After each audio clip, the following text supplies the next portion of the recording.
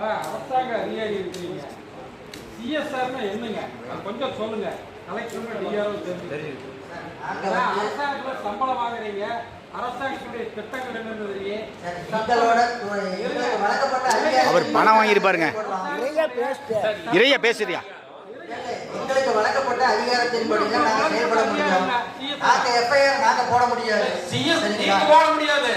சிஎஸ்ஆர்னா என்ன கொஞ்சம் மீனிங் பொருளை கொஞ்சம் சொல்லிட்டீங்கன்னா விவசாயிகள் தெரிஞ்சுக்குவோம். புகார் ஏற்ப மட்டும் தான் சார். என்ன புகார் ஏற்ப கொடுத்தாங்க? புகார் ஏற்ப மட்டும். சிஎஸ்ஆர்னா community service receipt or record.